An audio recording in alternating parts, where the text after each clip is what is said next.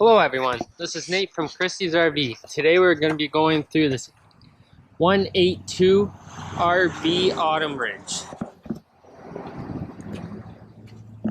This first thing at the front of the trailer, you have your hand crank jack. Behind it you have a 20-pound propane bottle. You could always upgrade it up to a 30-pound. Behind your propane tank, you have your battery in its battery box connected, ready to go. And above that, you have the regulator for the propane. Come around to the driver's side. Up at the front here, you have your potable water port. So this is if you're hauling water with you. You can put a garden hose in there or a bucket with a funnel. When you're done camping for the weekend and you want to drain it, right up underneath, this is low point drain. There's a little drain where you can just point it right towards you and it'll drain the tank out.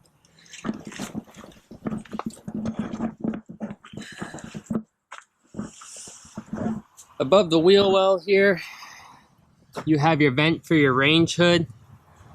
So you can travel with it closed, and when you get where you're going, just pop it open so your range hood could vent properly. Down to the right of that is the back of your fridge. You should never really have to get back into, but if you have to, you can just undo these two clips and open it up.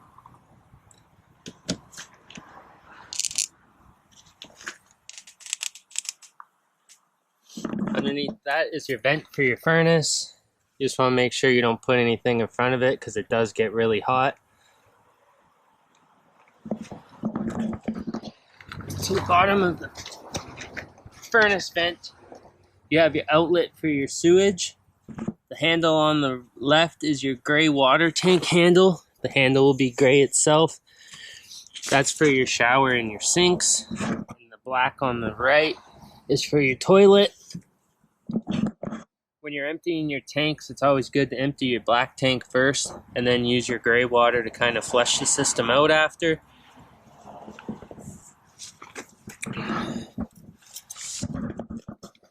Beside that is your cable TV and satellite input. So that's if you have your own satellite dish with you or you're connecting to someone's house that has cable, you can connect it there. To the right beside that is your city water connection.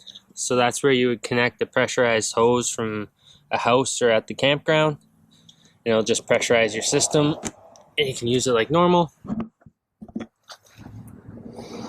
Beside that is your power cable.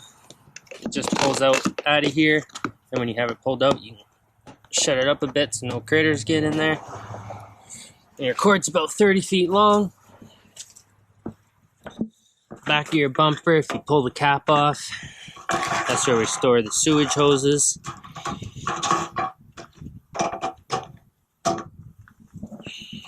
Got your spare tire.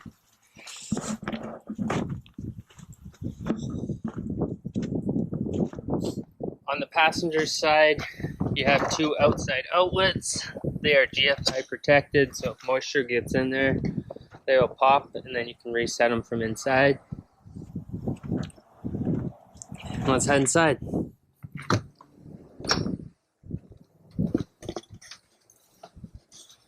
First thing you notice when you come in, you have your monitor panel on the left here. So the one on the far left will be your battery. Every time you have your trailer plugged in, it will charge your battery, so it'll always say full. If you want a good reading, you can unplug your trailer and give it a push. The one beside that's fresh. That's the water that you're hauling with you to drink or to cook with. Then you have your black tank, gray tank. Bottom left here, the red button will be your hot water heater. You can flick that on. Give it a few minutes and it'll light itself up. If it doesn't, that fault will come back up and you'll know it. Beside that is your water pump. So if you're hauling water with you, You would turn that on when you get where you're going. Then you can use your sinks and toilet and shower like normal. Below that, you have two on-off switches. The one on the left is for inside. The one on the right will be the light strip on the awning.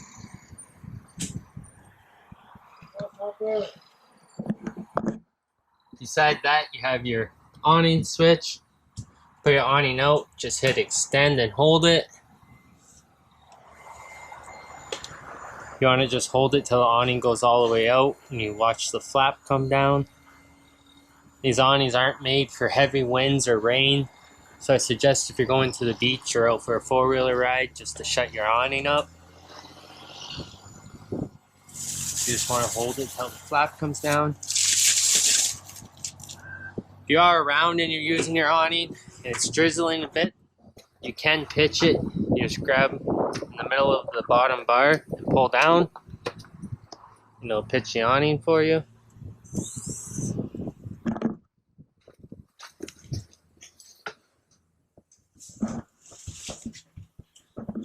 Alright, down beside the dinette here is your propane detector.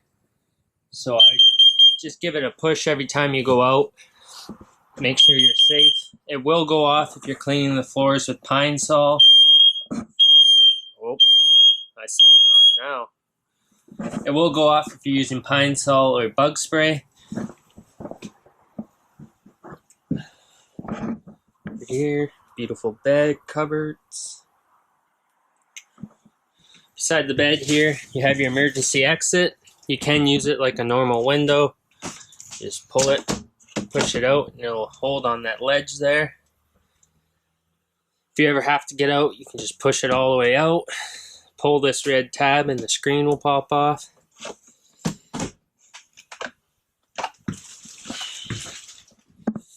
Got your kitchen here. Up above the stove, you have your microwave. Works like any household microwave. Below that, you have your range hood. Got a light and a fan. This is what that flap on the outside, you want to make sure you open so it can vent the cooking air out. Got your range hood here. To light your range hood, just turn all the knobs till they're to the flame. Or if you want to light one, you can just do one. And then turn the igniter.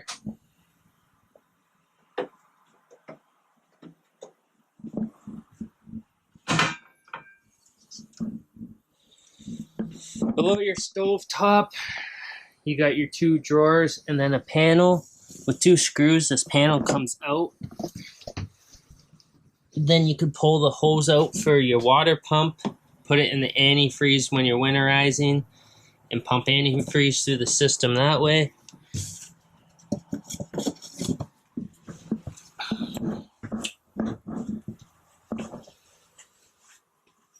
Beside your stove, you have your fridge. To use your fridge, the button on the far left, the power button, you just turn on and set the fridge to whatever mode you want. The one with the A and it looks like a power cable, that's auto. So your fridge will run off 110. If it ever gets unplugged, it will automatically switch itself over to gas. So your fridge won't thaw at all. Change the modes if you don't have power. That one's auto. That will be just straight 110. So if the power goes out, it will not light itself back up. And then the one that looks like a water droplet is your propane. So if you're camping with no power, you can just put a propane and your fridge will light up and cool off for you.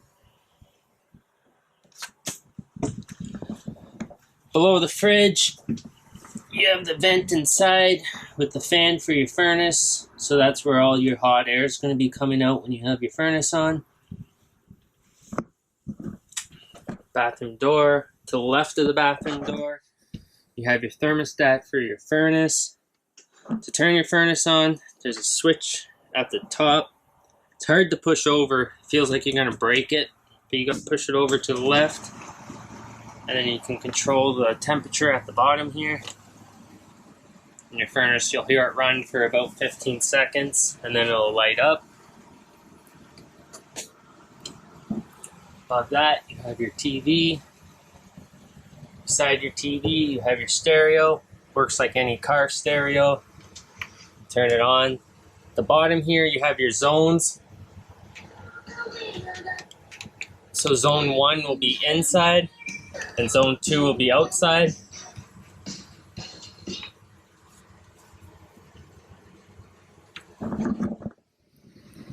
Coming into the bathroom. Nice big shower. This is where you would set your GFI outside if they go off. So it's any plug that's around water is going to be GFI protected. So if your plugs aren't working, at the top there's a reset button. So I popped it, there'll be a red light. You can just reset it. Alright, down beside the toilet.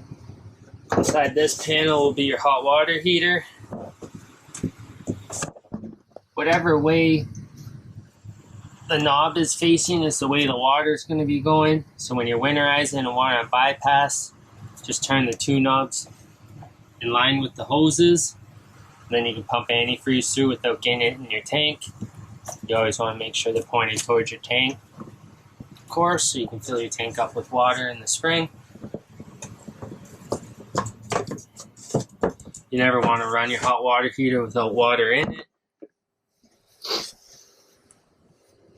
Down towards the floor beside your hot water heater is your control panel for all your 110 and 12 volt, like your converter you could say. So down at the bottom here you have all your 110 breakers, and up top you have all your 12 volt fuses. Hope you can see that.